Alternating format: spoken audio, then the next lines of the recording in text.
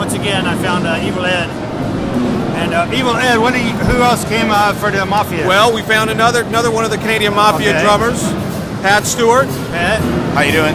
What makes you in the Canadian Mafia? How did you get in? I was born in Canada. That's what happened. Then I started playing drums, you know, and it I think it just kind of goes from there naturally. Then you run into some guys like Ed, Crazy J. Deacon. Now, can you play hockey? You know, I'm probably the worst hockey player on our Mafia team. So drumming's the way out for hockey playing. So yeah, but you know what I do? I figured out how to just kind of combine the Canadian love of hockey and rock and drums. And you play at the stadium. I play at the stadium, and I play with my band, The Odds, during playoffs and so for the Canucks. Yeah.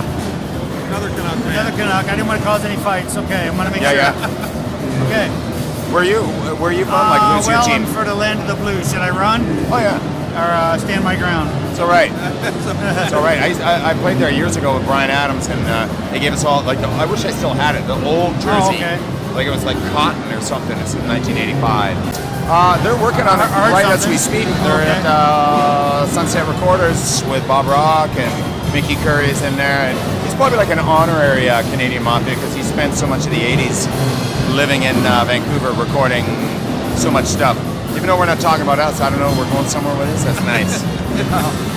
But for a while there in the mid-80s, he was doing all the Brian Adams. He did everything that Bob Rock and Bruce Fairbairn were producing there. Okay. Honeymoon Suite, Canadian. He did that Cult record.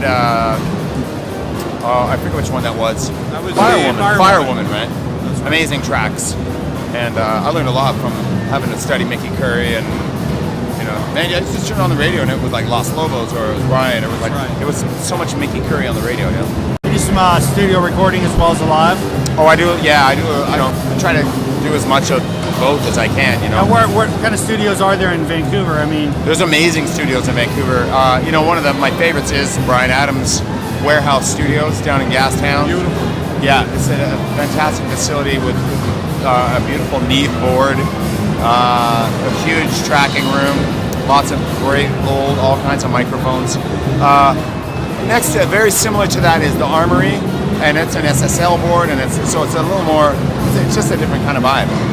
They're both great, and then there's a bunch of sort of smaller mid-level places, and then a couple friends of mine have little kind of closet-sized studios. I do stuff there. Ryan Dahl, he's a Canadian. His brother Kurt Dahl from the New Pornographers, a Dinette drum player. That's right. An amazing drummer. Anyway, and so Ryan Dahl's got a small little closet studio. I do some things there sometimes. I'll just play whatever, whenever, wherever. I tried to get in the Mafia, he wouldn't take me.